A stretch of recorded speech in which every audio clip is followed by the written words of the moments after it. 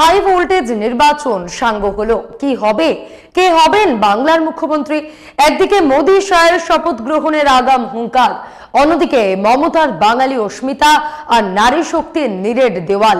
দুর্নীতির পাহাড় আর আরজিকরের ক্ষোভ কি শেষমেশ ধুয়ে যাবে সরকারি প্রকল্পের জাদুতে, নাকি হরিয়ানা মহারাষ্ট্রের মতন কোনো অদৃশ্য আন্ডারকারেন্ট তছনছ করে দেবে নবান্নের সাজানো বাগান? দিল্লি চাইছে ক্ষমতার চাবিকাঠি আর বাংলা চাইছে নিজের অস্মিতা। আজ আমি ব্যবচ্ছেদ করব বাংলার ক্ষমতার আসল সমীকরণ। নমস্কার, আমি মধুরিমা ভৌমিক, দৈনিক সংবাদ অনলাইনে আপনারা দেখছেন। সত্যি আসলে বেদনাদায়ক। দুই পর্বের ভোটের হার ধুন্ধুমার। যে দল মহিলাদের মন জিতবে, নবান্নের চাবিকাঠি থাকবে তাদের। এই নির্বাচনে মহিলা ভোটার শব্দটা স্রেফ পরিসংখ্যান নয়, বরং তুরুপের তাস। 2011 থেকে ট্রেন্ডটা লক্ষ্য করুন। বাংলার মহিলারা ধারাবাহিকভাবে মমতা বন্দ্যোপাধ্যায়ের পাশে দাঁড়িয়ে রয়েছেন।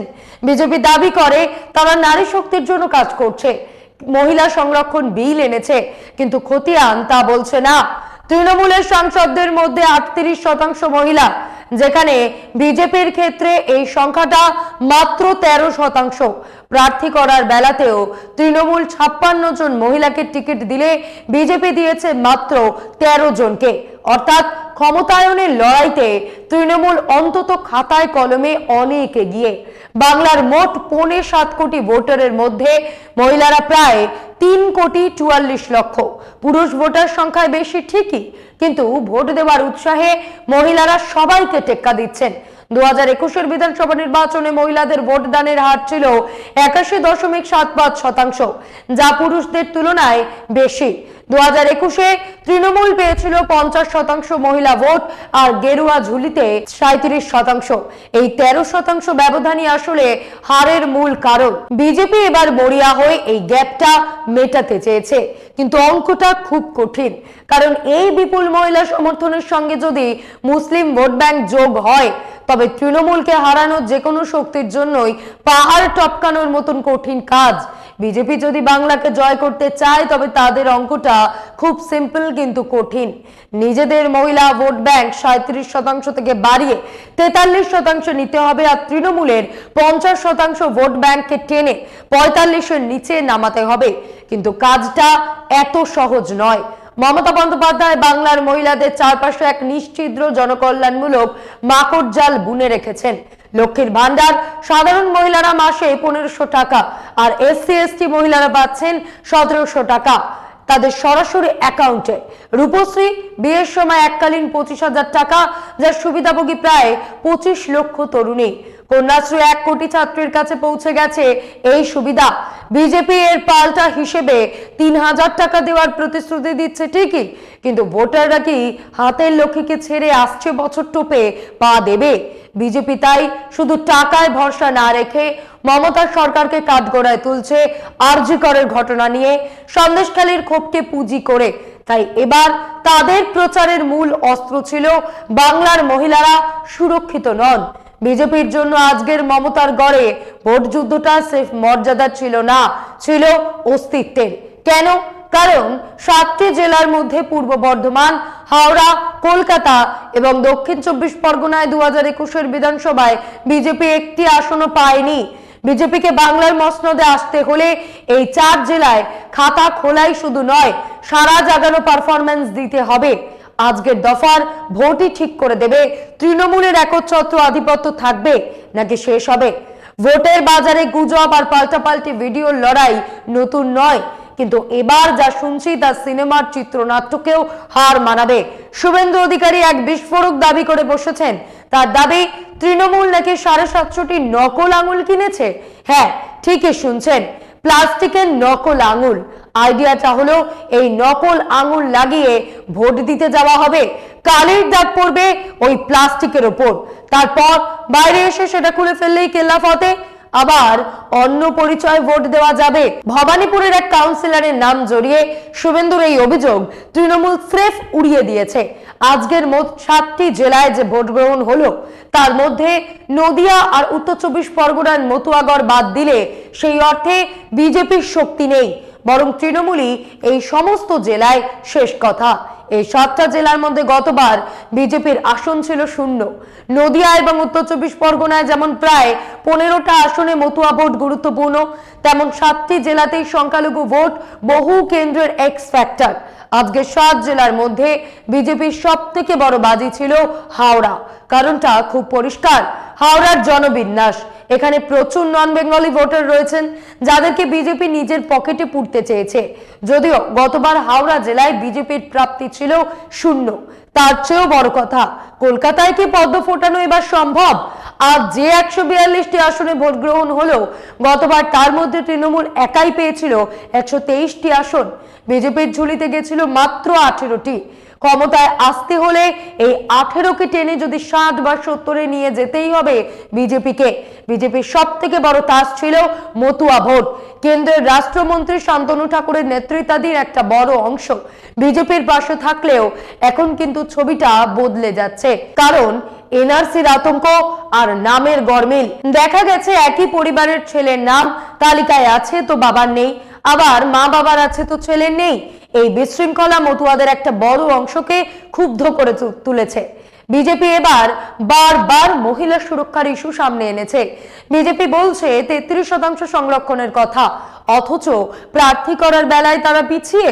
তারা অন্য রাজ্যে গিয়ে আরজিকর বা সন্দেশখালীর উদাহরণ দিচ্ছে, কিন্তু খোদ বিজেপি শাসিত কোনো রাজ্যে কি মহিলারা সত্যি বেশি নিরাপদ? বা তারা যে 3000 টাকা দেওয়ার কথা বলছে সেটা কি অন্য কোথাও চালু করেছে? এই প্রশ্নগুলো ভোটারদের ভাবিয়েছে। একটা মজার ব্যাপার খেয়াল করুন, 2021 সালে যখন তৃণমূল 50% মহিলা ভোট পেল, তখন কিন্তু লক্ষ্মীর ভান্ডার ছিলই না। এটা শুরু হয়েছে জেতার পর। 500 টাকা দিয়ে শুরু হয়ে এখন সেটা 1500 থেকে 1700 টাকায় গিয়ে ঠেকেছে। এবারের নির্বাচনে প্রায় 2.5 লক্ষ কেন্দ্রীয় বাহিনীর জওয়ান মোতায়েন করা হয়েছে। রাজ্যের মুখ্য সচিব থেকে শুরু করে প্রশাসনের রথী মহারথীদের বদলি করা হয়েছে। মনে হতে পারে প্রশাসন তো এখন পুরো কেন্দ্রের কবজায়, তাহলে কি মমতা দুর্বল হয়ে পড়লেন? আসলে উল্টোটাই ঘটছে। এবারের মতন শান্তিপূর্ণ ভোট বঙ্গবাসী অনেক দিন দেখেনি। আগের নির্বাচনে কেন্দ্রীয় বাহিনীর গুলিতে শীতলকুচির মতন যে রক্তক্ষয়ী ঘটনা ঘটেছিল, এবার তেমনটা হয়নি। নির্বাচন কমিশনের নির্দেশে ভোটের শেষ মুহূর্তেও অফিসার বদলির মহোৎসব চলেছে। আইএএস আইপিএস থেকে শুরু করে ছোট পদের থানার ইনচার্জ প্রায় 500 থেকে 700 অফিসারকে বদলি করা হয়েছে। কিন্তু মজার বিষয় হলো এই প্রশাসনিক কড়াকড়িকে তৃণমূল উল্টে নিজেদের রাজনৈতিক হাতিয়ার বানিয়ে ফেলেছে। গতকাল একজন পুলিশ অবজারভারের ভিডিও ভাইরাল হয়েছে। তিনি আইপিএস অজয় পাল শর্মা। তিনি নাকি উত্তরপ্রদেশের যোগী আদিত্যনাথের নয়নের মণি। লোকে জানে তিনি এনকাউন্টার স্পেশালিস্ট। তিনি নাকি শতাধিক এনকাউন্টার করেছেন। দক্ষিণ 24 পরগনায় ফলতায় গিয়ে তিনি করেছেন কি, 5 থেকে 6 জন লোক ক্যামেরা নিয়ে তার ভিডিও শুট করছে। ব্যাকগ্রাউন্ডে মিউজিক দিয়ে সেই রিল এডিট করে বাজারে ছাড়া হয়েছিল। ভিডিওতে ওই আইপিএস কে বলতে শোনা গেছে, জাহাঙ্গীর খানকে বুঝিয়ে দিও, পরে যেন কাঁদতে না হয়। একজন পুলিশ অবজারভারের কাজ পরিস্থিতি পর্যবেক্ষণ করা এবং কমিশনকে রিপোর্ট দেওয়া।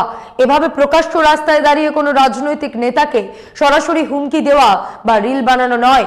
বিগত 30 থেকে 35 বছরে বাংলার নির্বাচনী ইতিহাসে এই পর্যায়ের দাবাং পুলিশ অবজারভারের আগে দেখা যায়নি। তৃণমূল সুকৌশলে একে জনগণের সামনে তুলে ধরে বলছে, দেখো বাইরে থেকে লোক এনে আমাদের লোকেদের হেনস্থা করা হচ্ছে। মমতা বন্দ্যোপাধ্যায় গোড়া থেকেই বহিরাগত তত্ত্বে আবেগের তাস খেলেছেন। প্রতিটি জনসভায় একটা কথাই তিনি বারবার বলেছেন, বেছে বেছে রাজ্যের দক্ষ অফিসারদের সরিয়ে দিয়ে কেন্দ্র নিজেদের পছন্দের লোকেদের বসিয়ে দিচ্ছে। তৃণমূল এটাকে বাঙালির ওপর বাইরের আক্রমণ বলে প্রচার করেছে। যখনই মাঝরাত্রে কোনো অফিসারকে বদলি করা হচ্ছে, তখনই মানুষের মধ্যে একটা সহানুভূতির হাওয়া তৈরি করেছে তৃণমূল। শুধু অজয় পাল শর্মা নন, ওড়িশার একজন অবজারভারের বিরুদ্ধে অভিযোগ উঠেছে তিনি বিজেপি প্রার্থীর সঙ্গে গোপন বৈঠক করেছেন। এদিকে দক্ষিণ 24 পরগনা এবং বীরভূমের অ্যাডিশনাল ডিএমদেরও ঠিক ভোটের আগের মুহূর্তে সরিয়ে দিয়েছে কমিশন। বিশেষত সংখ্যালঘু এলাকায় ভয়ের পরিবেশ তৈরি করে হিন্দু ভোটারদের ভয়মুক্ত থাকার বার্তা বিজেপি দিতে চেয়েছে। এর পাল্টা তৃণমূল প্রচার করেছে কেন্দ্রীয় এজেন্সি, কেন্দ্রীয় বাহিনী আর বাইরের অফিসারেরা মিলে তোমাদের ঘরের মেয়েকে আটকানোর চেষ্টা করছে। ভাবুন একবার, রাত দুপুরে হঠাৎ পুলিশ ছেয়ে গেল ফিরাদ হাকিমের বাড়িতে। কেন? কোনো ওয়ারেন্ট নয়, স্রেফ এটা বলতে যে নির্বাচনের সময় কোনো অসুবিধা হলে জানাবেন। মাঝরাতে এই সৌজন্য সাক্ষাৎ কি প্রচ্ছন্ন হুমকির নামান্তর ছিল? এটা বুঝতে বিশেষ রাজনৈতিক জ্ঞান লাগে না। বাংলার মানুষ রাজনৈতিক ঝগড়ায় অভ্যস্ত, কিন্তু খাকি উর্দির এই মারমুখী ভঙ্গি তাদের কাছে একেবারেই নতুন। বিজেপি এবার এত বেশি আত্মবিশ্বাসী কেন? এটা কি তাদের মাইন্ড গেম? প্রধানমন্ত্রী মোদী তো বলেই দিয়েছেন 4 মে ফল বেরোনোর পর তিনি শপথ গ্রহণ অনুষ্ঠানে যোগ দেবেন। অবশ্য জেতার আগেই জিতে গেছি ভাব বিজেপির পুরনো কৌশল, এক ধরনের মনস্তাত্ত্বিক চাপ তৈরির খেলা। প্রথম থেকেই বলে আসছি যে মহিলা ভোটই নির্ণায়ক শক্তি। ভবানীপুর, দমদম, শ্রীরামপুর কিংবা কৃষ্ণনগরের মতন শহুরে এলাকায় যেখানে শিক্ষিত কর্মজীবী মহিলাদের সংখ্যা বেশি, সেখানে বিজেপি কতটা থাবা বসাতে পারে সেটাই দেখার। তৃণমূল যেখানে গ্রামীণ মহলে লক্ষ্মীর ভান্ডার দিয়ে পজিশন মজবুত করে রেখেছে, বিজেপি সেখানে শহুরে মধ্যবিত্ত মহিলাদের মন পাওয়ার চেষ্টা করেছে মহিলা সুরক্ষা আর উন্নয়নের বুলি দিয়ে। তবে একটা কথা মাথায় রাখতে হবে, বাঙালির নিজস্ব একটা টেস্ট রয়েছে। বিজেপি যেভাবে আগ্রাসী মেজাজে কথা বলছে, যেভাবে পুলিশের সক্রিয়তা বাড়ছে, সেটাকে কিন্তু সাধারণ বাঙালি বা বিশেষ করে মহিলারা খুব একটা ভালো চোখে দেখছেন না। বাংলার মহিলারা রাজনৈতিকভাবে অত্যন্ত সচেতন, তারা সব দেখছেন, বুঝছেন। এখানেই আসছে একটা বড় টুইস্ট। তরুণ প্রজন্মের ভোটারদের সঙ্গে কথা বলে আমরা বুঝেছি তারা বর্তমান সরকারের উপর কিছুটা হলেও বিরক্ত। বিশেষ করে নিয়োগ দুর্নীতি বা চাকরির অভাব নিয়ে একটা চাপা ক্ষোভ রয়েছে। তৃণমূল যদি এই যুব সমাজকে নিজেদের দিকে টানতে না পারে আর বিজেপি যদি সেখানে থাবা বসাতে পারে, তবে কিন্তু লড়াইটা সত্যি কাটায় কাটায় হবে। বিজেপির আত্মবিশ্বাসের একটা বড় কারণ হলো তাদের সাম্প্রতিক পারফরমেন্স। 2024 লোকসভায় বিজেপি একক সংখ্যাগরিষ্ঠতা না পেলেও তারপরে প্রতিটি বিধানসভা নির্বাচনে কিন্তু চমক দেখিয়েছে। হরিয়ানা, যেখানে সবাই ভাবছিল কংগ্রেস জিতবে, সেখানে বিজেপি বাজি মাত করেছে। মহারাষ্ট্র বিরোধী জোটকে কার্যত ধুলোয় মিশিয়ে দিয়েছে। দিল্লি ও বিহার, কেজরিওয়ালের গড় হোক বা বিহারের মহাজোট, বিজেপি সবাইকে টেক্কা দিয়েছে। প্রশ্ন একটাই, হরিয়ানা বা মহারাষ্ট্র সেই ম্যাজিক কি বাংলাতেও কাজ করবে? বিজেপি জেতার জন্য সাম, দান, দণ্ড, ভেদ সবই প্রয়োগ করে, এটা তাদের ভক্তরাও মানেন। শেষ মুহূর্তে আইপ্যাকের ডিরেক্টরকে গ্রেপ্তার করা বা তাদের অফিসে তালা ঝোলানো, এগুলো যে স্রেফ আইনি পদক্ষেপ নয়, বরং তৃণমূলের ইলেকশন ম্যানেজমেন্টকে ছত্রভঙ্গ করার ছক ছিল, সেটাও মানুষের বুঝতে ভুল হয়নি। তৃণমূলের প্রচার কৌশলের মগজ হলো আইপ্যাক। তাহলে কি এর সুফল বিজেপি পাবে? আইপ্যাকের অফিসে তালা মানেই কি কাজ বন্ধ? রাজনৈতিক কুশলীরা এসি ঘরে বসে ল্যাপটপ চালান ঠিকই, কিন্তু আসল কাজটা হয় মাটিতে। আইপ্যাকের কর্মীরা প্রতিটি আসনে ছড়িয়ে রয়েছেন। অফিসারের দরজায় তালা পড়লেও ফিল্ডে কাজ থামেনি। মোদীর শপথ গ্রহণের আমন্ত্রণ বা সম্রাট চৌধুরীদের হুঙ্কার, এগুলো নির্বাচনী জনসভা ভর্তি করার জন্য ভালো, কিন্তু বিজেপির রাজ্য স্তরের কিছু নেতার সঙ্গে একান্তে কথা বলে কিন্তু আমরা অন্য সুর শুনেছি। সেখানে আত্মবিশ্বাসের বদলে যদি তবের কথা বেশি শুনেছি। যদি মহিলারা ভোট দেয়, যদি ভোট মেরুকরণ হয় ইত্যাদি। কিন্তু তৃণমূল শিবিরে এই দোলাচল দেখিনি। মোদী, শাহ বা শুভেন্দু অধিকারীরা যতখানি জোর দিয়ে জয়ের কথা বলছেন, গ্রাউন্ড লেভেলের বিজেপি নেতাদের মধ্যে আরো অর্ধেক আত্মবিশ্বাসও খুঁজে পাওয়া যায়নি। তার একটাই কারণ, মুখ্যমন্ত্রী কে?